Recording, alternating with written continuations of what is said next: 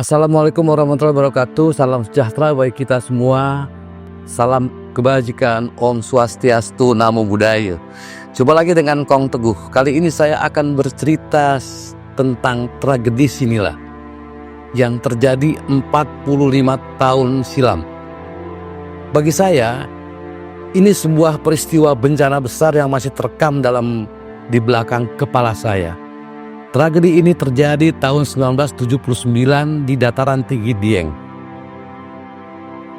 Saya mengikuti peristiwa ini sejak dari pertama kawah Sinila meletus sampai kemudian Desember 1979 ketika Ebit GAD menciptakan lagu yang mengabadikan peristiwa ini, yaitu Berita Kepada Kawan.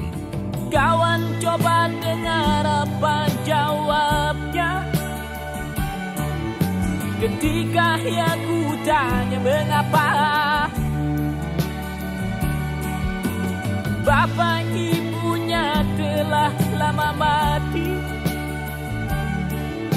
ditelan bencana. Saya masih belum lupa bagaimana horor tragedi ini, bagaimana mencekamnya tragedi ini. Oke, saya akan mulai dengan bagaimana dataran tinggi Dieng tahun 1979, jauh sebelum terjadinya peristiwa Sinila. Pada saat itu, di dataran tinggi Dieng itu ada 8 kawah. Kawah, jangan Anda membayangkan kawah itu berada di puncak gunung atau di perbukitan, tidak. Kawah di dataran tinggi Dieng itu berupa cekungan-cekungan. Ada 8 kawah di situ. Kawah Sinila, Sileri, Timbang, Siglagah, Sibanteng, Chandra di Muka, dan satu lagi kawah yang kemudian tidak begitu populer juga yang disebutkan dengan Sumur Jalatunda. Dibanding kawah-kawah yang lain, kawah Sinila ini relatif tenang. Dia adalah sebuah cekungan seperti empang lah begitu kira-kira, berbentuk bulat, diameter 50. Ada yang mengatakan berdiameter 50, tetapi ada juga yang mengatakan berdiameter 100. Sebelum Februari 1979, masyarakat sekitar ada di situ kira-kira ada 6 desa yang berdekatan dengan kawah Sinila menyebut kawah itu adalah kawah yang tenang, adem, tidak memperlihatkan tanda-tanda vulkanik berupa misalnya air di kawah mendidih atau mengeluarkan belerang. Sementara kawah-kawah yang lain seperti salah satunya kawah Chandra di Muka itu sering bergolak dan kemudian dijauhi oleh penduduk. Dibandingkan kawah lain, kawah Sinila itu lebih dekat, terletak lebih dekat dengan permukiman penduduk di 6 desa. Tepatnya kawah Sinila terletak di Desa Pekasiran, Kecamatan Batur, Kabupaten Banjarnegara. Ya, orang-orang sekitar sebelum 1979 menganggap berlalu lalang beraktivitas di sekitar kawah yang biasa saja. Meskipun sudah ada peringatan pada saat itu bahwa kawah Sinila adalah satu dari 3 kawah yang berpotensi mengeluarkan gas beracun CO2 atau karbon dioksida. 2 desa lainnya adalah Sikendang dan Timba. Jaraknya cukup jauh. Mungkin kalau kita sempat ingin sekedar mengingat bagaimana tragedi Sinila itu terjadi, ada banyak dokumentasi. Saya hanya akan menceritakan sedikit bagaimana kronologi peristiwa itu. Pada Selasa malam 20 Februari 1979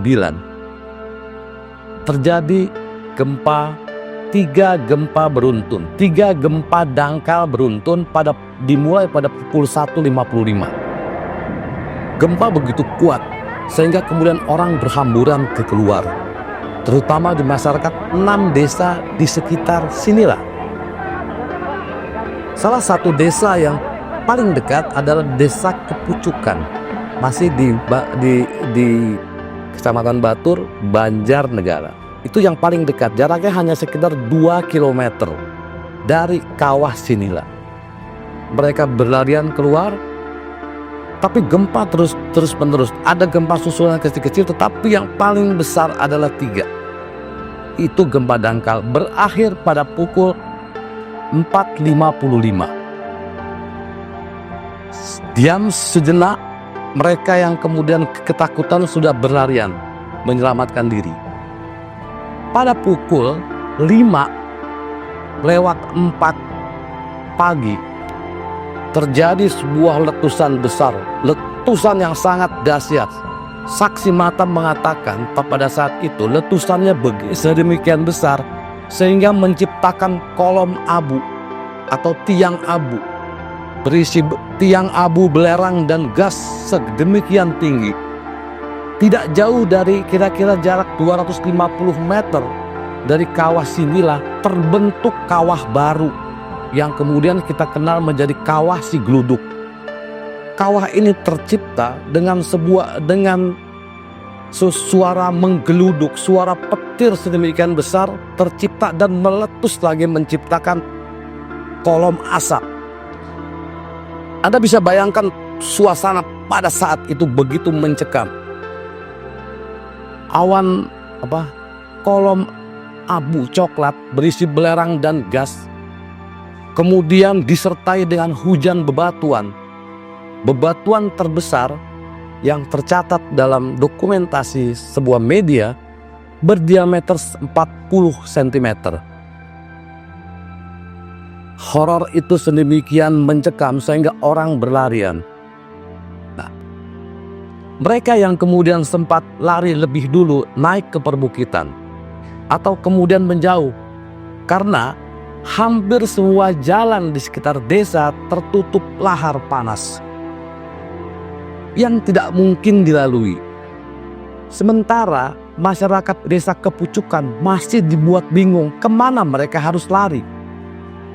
Kalau mereka lari ke utara sangat gak mungkin karena semua jalan setapak desa sudah berisi lahar panas. Bau belerang pada saat itu begitu menyengat, hampir mereka tidak bisa bernafas. Lari ke daerah lain, ke daerah timur juga sangat nggak mungkin. Semua sudah tertutup lahar. Sementara hujan batu terus menerus menerpa mereka. Satu-satunya pilihan pada saat itu bagi masyarakat Kepucukan adalah lari ke arah barat. Mereka tidak pernah sadar jalur yang mereka lalui adalah maut. Tidak jauh dari situ, tepatnya di komplek perkebunan Tionghoa, masyarakat di sana menyebutnya Bong, itu ada yang namanya Kawah Timbang. 3 gempa dan letusan Sinila yang begitu besar membuat rekahan-rekahan pada di sekitar Kawah Timbang. Rekahan-rekahan tanah itu mengeluarkan karbon dioksida dengan konsentrasi 220.000 part per million. Anda bisa bayangkan konsentrasi karbon dioksida yang begitu pekat, begitu tinggi, hampir tidak ada yang selamat pada saat itu. Masyarakat Kepucukan berlarian mereka, berusaha melewati Kawah Timbang, tumbang satu persatu. Mereka jatuh pingsan mati, Ternak yang mereka bawa mengalami nasib yang sama. Di bagian belakang masyarakat, ketika melihat rekan sedesa mereka bertumbangan di jalan, berbalik kembali ke desa Kepucuka. Lalu kemudian mereka menuju ke sebuah sekolah SD Impres Kepucukan. Mereka berusaha berlari ke situ. Di sekitar SD itu tercipta rekahan-rekahan akibat gempa dan letusan Kawah Sinila. Rekahan-rekahan di tanah itu mengeluarkan gas karbon dioksida. Semua yang lari menuju desa itu tak ada yang selamat. Bertumbangan tanpa sempat meminta tolong, tanpa sempat berteriak. mati semuanya. Korban seluruhnya 149. Maaf, 147. Ada yang bilang 147, ada yang bilang 149. Tetapi perhitungan terakhir 149. 4 diantaranya adalah regu penolong yang berusaha menyelamatkan para korban. Ada satu yang menarik, apakah kemudian mereka mati lemas begitu saja? Ternyata tidak. Sutikno, kepala desa terakhir Kepucukan, memberikan kesaksian yang cukup mencengangkan. Ketika mayat-mayat itu ditarik, diangkut dari jalan-jalan desa, hampir semua pori-porinya mengeluarkan darah. Itulah akibat konsentrasi gas yang begitu tinggi. Mayat-mayat itu kemudian dikumpulkan dibawa. Tapi barangkali satu hal yang cukup dramatis juga adalah bagaimana tim penyelamat harus mengumpulkan mayat-mayat itu. Mereka yang tidak memiliki topeng gas itu terpaksa merangkak. Karena gas CO2 itu kira-kira jaraknya 1 sampai 1,5 meter dari permukaan tanah. Mereka yang untuk mencapai mayat warga itu begitu sulit. Itulah yang menyebabkan ada yang mengatakan 2 relawan, ada yang mengatakan 4 relawan tewas akibat menghirup gas beracun. Desa Kepucukan mungkin adalah yang paling parah terkena dampak tragedi Sinilah. 1 bulan setelah peristiwa tragedi Sinilah, desa Kepucukan bahkan beberapa desa sekelilingnya belum bisa dihuni. Di situ tercatat ada sekitar 15.000 pengungsi, terutama mereka yang terdampak di sekitar dia yang melarikan diri. Tapi yang lebih parah, terutama adalah konsentrasi gas beracun, itu yang lebih parah adalah di desa Kepucukan. Sampai 1 bulan setelah peristiwa itu, alat ukur yang menentukan berapa tingkat karbon dioksida di situ masih mencatat 220.000 part per million atau ppm. Sementara kandungan atau kadar CO2 yang aman bagi manusia itu hanya pada 5.000 ppm.